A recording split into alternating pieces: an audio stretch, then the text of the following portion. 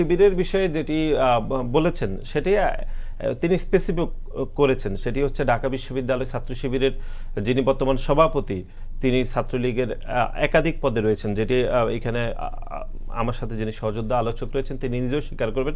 এবং তার পূর্বে যিনি ছাত্র শিবিরের সভাপতি ছিলেন সাদিক কায়েম, তিনিও ছাত্রলীগের বিভিন্ন পর্যায়ে দায়িত্ব পালন করেছেন, অনেকে বলেছেন, কিন্তু বিভিন্ন ছাত্রলীগের হয়ে বিভিন্ন সন্ত্রাসী কার্যক্রমে অংশগ্রহণ করেছেন। সেরকম ভিডিও ফুটেজ, ছবি এগুলো আমরা গণমাধ্যমে দেখেছি, সামাজিক যোগাযোগ মাধ্যমে দেখেছি। না, আমরা মনে করি এটি কোনো কৌশল না। খুনি সংগঠন ছাত্রলীগ যারা প্যাসিবাদ কায়েম করে তাদের পক্ষে কিভাবে কৌশল? তাহলে আমরা কৌশল কেন নিই নাই? আবু বকর মজুমদার কেন কৌশল নেয়নি? অন্য ছাত্র সংগঠন কেন নেয়নি? বামপন্থী ছাত্র সংগঠনগুলো তাদের সামর্থ্য মতো তো তারা আন্দোলন সংগ্রাম করেছে, তারা কেউ কৌশল নেয় নাই। সুতরাং এটি শুধু ঢাকা বিশ্ববিদ্যালয় নয়, বরং জগন্নাথ বিশ্ববিদ্যালয় ছাত্র শিবিরের কথা যেগুলো বলা হচ্ছে সেগুলো স্পেসিফিক করেছে গণতান্ত্রিক ছাত্র সংসদের।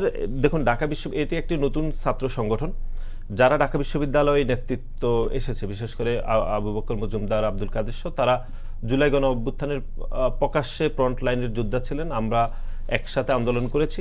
এখানে জনাব রাকিবুল ইসলাম রাকিব বেসিক্যালি বৈষম্য বিরোধী ছাত্র আন্দোলনের যে প্ল্যাটফর্মটি এগিয়ে যাচ্ছে, যেটির সাথে গণতান্ত্রিক ছাত্র সংগঠনের এক ধরনের সংশ্লিষ্টতা পাওয়া যাচ্ছে, অথবা যেটি পূর্বে নাগরিক কমিটি আসছিল, সেটির এক ধরনের যোগাযোগ রয়েছে ছাত্রলীগের বিভিন্ন পর্যায়ে। আমরা দেখেছি গতকাল আমরা বাংলা কলেজে দেখেছি যে বৈষম্য বিরোধী ছাত্র আন্দোলনের নেতৃবৃন্দরা এবং শিবিরের নেতৃবৃন্দরা ছাত্রলীগের একজন নেতাকে, যারা ছাত্রদল ধরেছিল, তাকে পুলিশ থেকে ছাড়িয়ে নেওয়ার জন্য বিভিন্ন তারা তদবির করেছিল।